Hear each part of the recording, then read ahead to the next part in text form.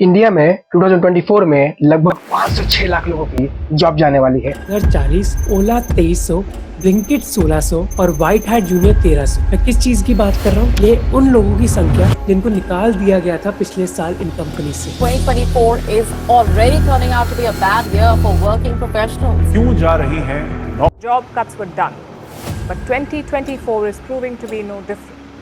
This year began with another series of layoffs. आप लोगों ने तो ये भी सुना होगा कि आर्टिफिशियल इंटेलिजेंस के कारण आने वाले भविष्य में बहुत सारे लोग की जॉब जा सकती है और न जाने अभी तक कितने लोग की जॉब जा चुकी है। एक डेटा हमें ये बताता है कि 2024 में पूरी दुनिया में बड़ी बड़ी कंपनीज ने 34,000 से ज़्यादा एम्प्लॉयज़ को फायर किया है और उसकी जगह पे आर्टिफिशियल इंटेलिजेंस यूज़ करना चालू कर दिया है। लेकिन मैं जो आप लोग को बताने वाला हूँ, इंडिया में जो जॉब जाने वाला है वो आर्टिफिशियल इंटेलिजेंस के कारण नहीं, तो फिर किस कारण जाने वाला है? तो चलिए हम समझते हैं इस वीडियो में। इंडिया में जॉब जाने का कारण समझने के लिए आप लोगों को समझना पड़ेगा फुटवेयर इंडस्ट्री के बाद। फुटवेयर इंडस्ट्री वो इंडस्ट्री है जो हमारे लिए फुट में पहनने वाले गारमेंट्स बनाती है, जिससे हम अलग अलग टेम्परेचर्स में अलग अलग सरफेस, जैसे रफ सरफेस हुआ, उससे बच सके और हम एक हेल्दी एनवायरनमेंट में रह सके। जो लोग चप्पल्स नहीं पहनते हैं, सैंडल्स नहीं पहनते, जूता नहीं पहनते हैं, उन लोग का पैर सूजन हो जाता है, उन लोग का नर्व में प्रॉब्लम होता है और उन लोग का जो स्किन होता है वो स्किन में बहुत ज़्यादा प्रॉब्लम फेस करने को मिलता है। इसीलिए ये फुटवेयर इंडस्ट्री स्टार्ट हुआ।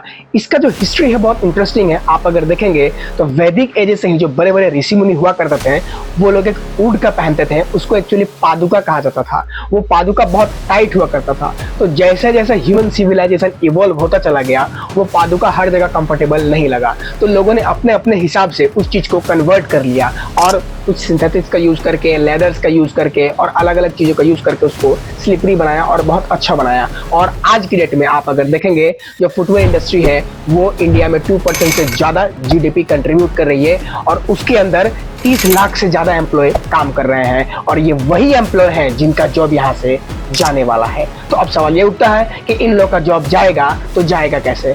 ये जॉब जाने के पीछे दो कारण है। सबसे पहला रॉ मटेरियल में प्राइस बढ़ना और दूसरा कारण है टैक्सेस का इंक्रीज होना। तो सबसे पहले हम समझते हैं कि रॉ मटेरियल का बढ़ने से क्या प्रॉब्लम होने वाला है। BIS यानी ब्यूरो ऑफ इंडियन स्टैंडर्ड ये क्वालिटी चेक कंट्रोल करती है। ये देखती है कि जो फुटवेयर है उसका क्वालिटी कैसा है, उसका ड्यूरेबिलिटी कैसा है, वो किस तरीके का सेफ्टी है या नहीं, वो कस्टमर सेटिस्फेक्शन है या नहीं, ये सारा चीज चेक करती है और क्वालिटी स्टैंडर्ड वो मीट करती है। पहले तो ठीक था, लेकिन इस बार क्या हुआ, BIS ने बहुत स्ट्रिक्ट रूल ला दिया है इस बार और एकदम रिगरस टेस्टिंग कर दिया है, जिसमें इन लोगों ने बताया है आप लोगों को 3 काम करना ही पड़ेगा। जो केमिकल कंपोजिशन है उसका हैवी यूज करना पड़ेगा, साथ में जो ड्यूरेबिलिटी है वो बढ़ाना पड़ेगा और तीसरा जो सबसे इंपॉर्टेंट है फ्लेक्सिबिलिटी बढ़ाना पड़ेगा। अगर केमिकल कंपोजिशंस बढ़ा तो सेम फुटवेयर्स में ज्यादा से ज्यादा केमिकल्स लगाए जाएंगे, इसका मतलब ज्यादा से ज्यादा रॉ मटेरियल्स आएगा और रॉ मटेरियल ज्यादा लगेगा तो प्राइसिंग बहुत ज्यादा बढ़ जाएगी।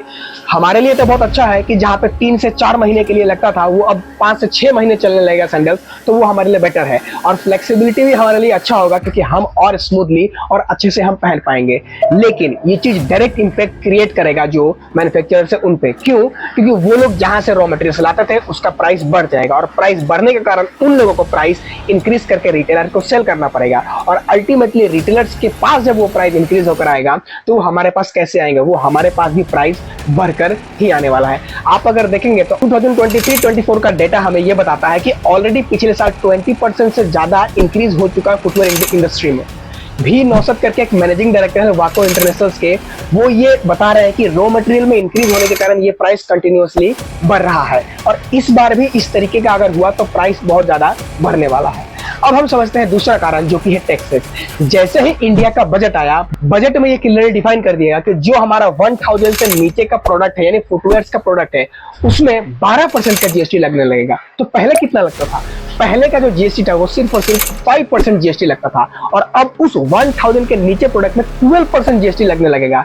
यानी आप अगर देखेंगे तो जो 1000 के नीचे का प्रोडक्ट है वो पूरा का पूरा 85% market cap all over India में उसी का है और 70% स्मॉल मैन्युफैक्चरर्स हैं जो इस चीज का प्रोडक्शन करते हैं। अब अचानक से जो 5 से 12% से ज्यादा जीएसटी अगर लगने लगेगा तो इससे क्या होगा? इससे बहुत ज्यादा नुकसान होने लगेगा मैन्युफैक्चरर्स को, रिटेलर्स को।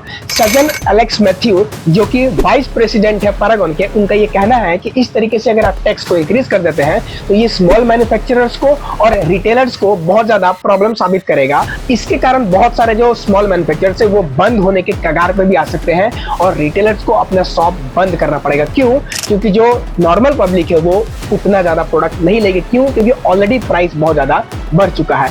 आज से 10-15 साल पहले आप अगर देखेंगे तो एक पेयर ऑफ फुटवेयर जो इंडिया में चलता था वो 1.5 साल चलता था, लेकिन आज की डेट में एक इंसान को एक साल के अंदर 2.3 से भी ज्यादा फुटवेयर्स लग रहे हैं। 2 से ज्यादा फुटवेयर्स एक साल के अंदर वो इस्तेमाल कर रहा है। जो डेवलप कंट्रीज है वो लगभग 6 से ज्यादा फुटवेयर इस्तेमाल कर रही है और ग्लोबल जो इसका एवरेज है वो लगभग 3.2 का एवरेज है। रिसालिस का एक रिपोर्ट ये बताता है कि जो 2020 तक का डिकेड था, उस डिकेड में लगभग जो हमारा फुटवेयर का इंडस्ट्री था वो $10 बिलियन का था।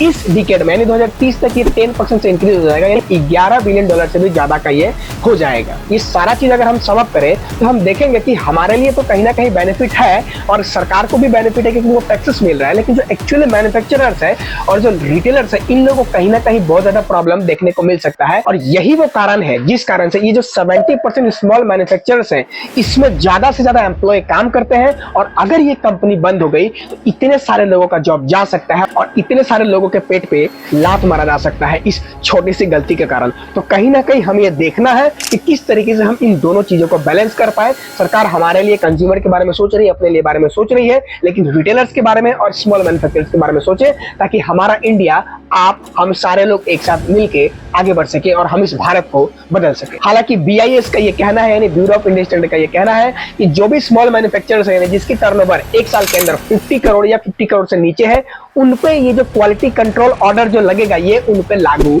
नहीं होगा, यानी कहीं ना कहीं उनका रॉ मटेरियल का खर्चा इंक्रीज नहीं होगा। लेकिन इससे जो बड़े हैं उन पे सारे पे लागू होगा। तो मैक्सिमम जो है वो इससे ज्यादा ही है सालाना टर्नओवर, तो उन पे ये ज्यादा इम्पैक्ट क्रिएट करेगा। तो हमें आप लोग को एक साथ मिलके इस भारत को बदलने की जरूरत है। तो चलिए हम एक साथ मिलके आगे बढ़ते हैं और हम इस चीजों को बदलते हैं। ये वीडियो पूरा देखने के लिए थैंक यू सो मच।